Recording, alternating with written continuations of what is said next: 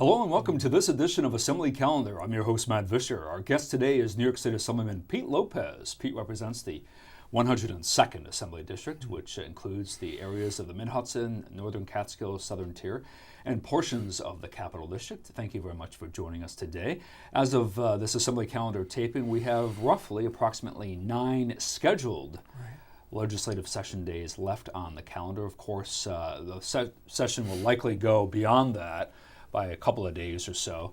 But as with most instances, you like to put a hard deadline on things, because if you don't work towards a hard deadline, sure, it just, and this is the case here, it just continues. It just continues. It would never right. stop. That's true. Nice to see you, sir. My pleasure. Thank you. How are things going? Well, things are good. It's all about attitude. So things are what you make of it. We have lots of challenges, and people are fragile these days. So whether it's national level or state level, some local level issues, people are very fragile. And so my goal is to stay on point, stay on mission, and focus on those things that matter most. Well, let's talk about it if we could, sure. Starting out with the weather, which has been an issue. It's been a very wet, wet May. Unpredictable. Over 2 inches of rain for Albany for the month of May. And that has posed some flooding issues for your It has, area. and much of my region, and we saw this with Irene and Lee, if you can imagine, and for those viewers who aren't familiar with the geography, much of my region is mountainous. And so any precipitation is concentrated in narrow valleys. So thank God where we have forests and farms to absorb, but when you have that much rain, it's hard to absorb all that moisture. And it becomes concentrated in these very narrow valleys, and these streams are not just rising, they have energy. And that presents a threat, and that has presented a threat since Irene and Lee, where the water courses themselves were altered, and many homes and properties still remain at risk. So whenever we hear of 2 or 3 inches of rain at a given time, people become very anxious, and you can feel the pressure. It's like a physical weight. So what can be done, or what is being done to remediate some of these concerns? It's an ongoing ongoing process, I should say. We have initiatives all over the region. Some of them include getting into the streams. Some of them trying to naturalize the streams again, trying to get them back in their original courses, reactivate floodplains that are open fields to avoid damaging homes and properties. In other cases, it's trying to mitigate structures. Addressing what will happen if we're flooded in this area. Do we raise our homes? Do we relocate homes and property? Do we establish infrastructure in areas to rebuild where they're going to be more secure? Lastly, the last piece would be the planning portion, is where a community is unavoidably in a floodplain, what limits or guidance do we provide on future growth? And what does that look like? So a lot of it's very emotional, and that work is in progress. Every community is in a different state, and so Delaware County has this thing going on. Ulster, in my region, Greene, Schoharie, the list goes on, Otsego. But the bottom line premise is, if we let ourselves go back to our daily existence without being thoughtful, it's just a matter of when, not if. And then people suffer. Well, we haven't seen you in a couple weeks since Memorial Day has passed. Talk to us about some of the activities that you were involved in commemorating and memorializing some of our vets. Yeah, so for this particular Memorial Day, and of course we're honoring our war dead. So we have Veterans Day to honor all military. Of course, we honor all military during Memorial Day, but particularly we honor those who made the ultimate sacrifice. This year in particular, there was a heavy emphasis on Vietnam. And as you think about it, our World War II vets, many are aging, advanced ages, they're in their 90s, many of them. Korean War vets are in their 80s. And then we have the Vietnam vets who are in their 60s, closing in on 70. But the Vietnam era in particular is especially emotional because of how these men and women were treated. And so much of our focus has been to validate and embrace, and finally, as a society, say thank you. So you suffered. You might have been spit on. You might have been ridiculed. You might have been mocked after you came back, for those who did come back. And for those who didn't, their families suffered, not only losing their loved one, but also looking at the animosity and lack of respect given to the individuals who went over there. And it's not their fault. They were trying to defend a concept of freedom, and the issue of the free world versus the communist world is still with us. So this particular one was very emotional, and what we tried to say was welcome home, but also what we've seen is that the Vietnam vets in particular, in my opinion, have been responsible for the embracing of every veteran who's followed.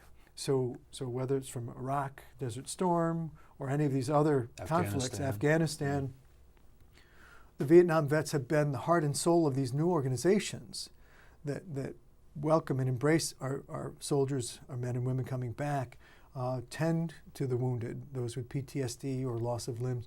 And so not only do we thank the Vietnam vets for their service, but we also thank them for being engaged and paving the way to give proper due respect to all veterans. One of the things that, one of the many, I don't want to say responsibilities, but uplifting things that members do in Albany here is introductions. Yes. Honoring individuals from the community. Right. And I know you had an opportunity to do that with the Blue Star Mothers right. recently. Yes. On the floor. So let's go ahead and take a look at that, and then Sure. we'll come back and discuss with you. Thank you. For letting me join my colleagues here as we honor our Blue Star mothers and fathers. It's been my privilege to watch my daughter continue to serve in the Air Force, and she's in her third year now. She just advised me that she's taking a test for Master Sergeant, currently as a senior airman.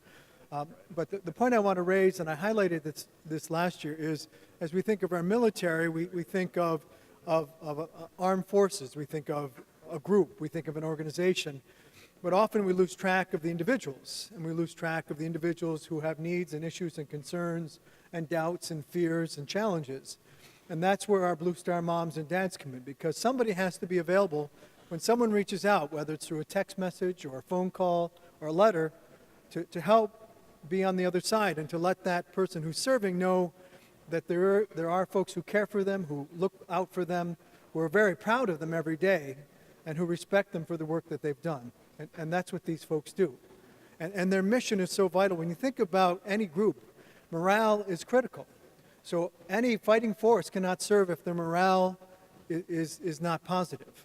Without Blue Star mothers, many of our armed forces would suffer.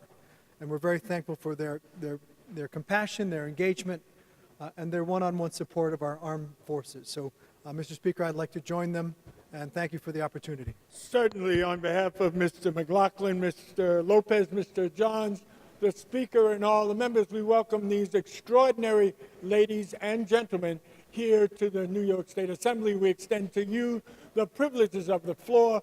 We hope that your day here will be beneficial, and of course, we would need all of your sons and daughters here to protect Mr. McLaughlin if he went to the second floor, and I'm sure you would volunteer those services. But please know that you are always welcome here, and we're always happy to have you. And of course, Mr. John hasn't stopped smiling today, and we know why. So we're happy to have you here, my dear. Thank you. Good to see you all.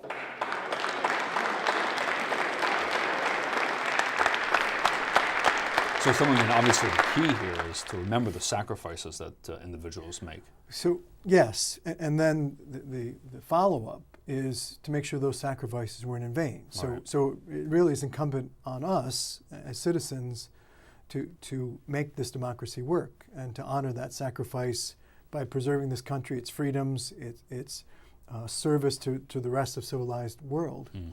So that's our obligation, and that's something that we need to retain as we attend these events. We have about 5 minutes left of the show, Yes. and as I mentioned in the opening of the show, we have just 9 scheduled days left of session. Right. And the priorities, ethics reform still is out there. Do you see any movement on that? Well, our conference will be holding a press conference today to highlight the issue of further ethics reform and procurement reform. So we know there were abuses, particularly with SUNY Polytechnic and some other institutions, where the purchasing, the ordering, the expenditures were not supervised, and there was abuse. And that actually comes from within. That's within our existing government, existing administration.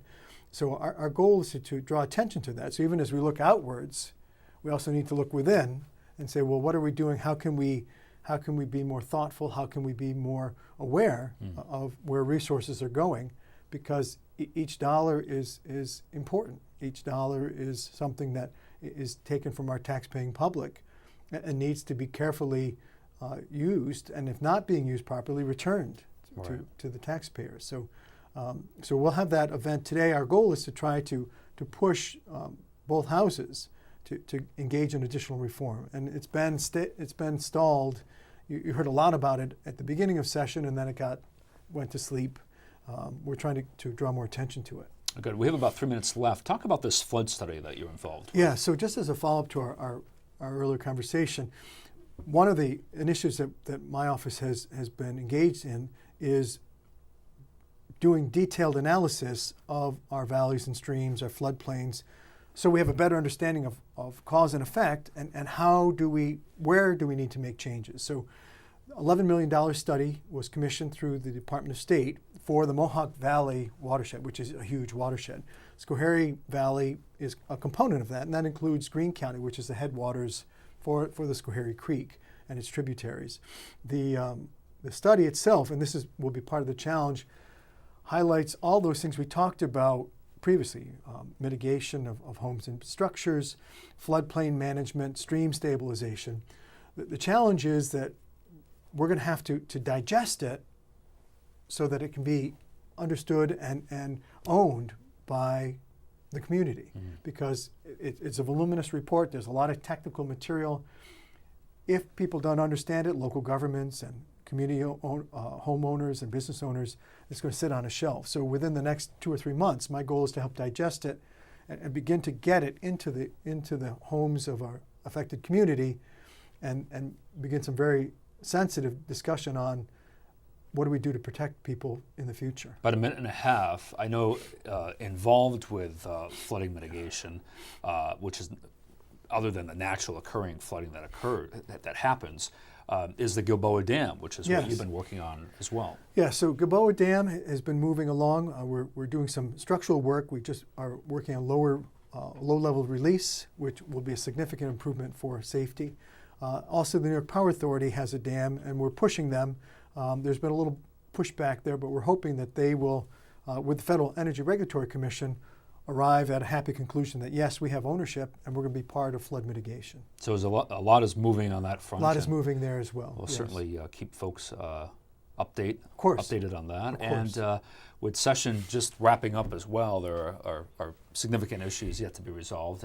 And we'll stay on top of that for you here in Albany. Thank you very much for joining us today. If you'd like to reach out to Assemblyman Pete Lopez, you can do so by contacting him there at his district office or his office in Albany, 45 Mile Woods Road, Suite 3, Catskill, New York, 12414. The phone number there is 943-1371. He also has a second district office in Schoharie at 113 Park Place. That's at Suite 4. Zip code is 12157. Phone number there, 295-7250. You can email the Assemblyman at LopezP. There was a change with the address. It's now nyassembly.gov. So there's the information there. The Assemblyman is always accessible to his constituents. Also on social media as well, sir. I think you're on Facebook. I do. I have a Facebook page, and mostly to keep people up to speed on issues and concerns. So reach out to the Assemblyman there. Do a search under Assemblyman Pete Lopez. You'll find him on Facebook. Thank you very much for joining us today for this edition of Assembly Calendar. Until next time, take care.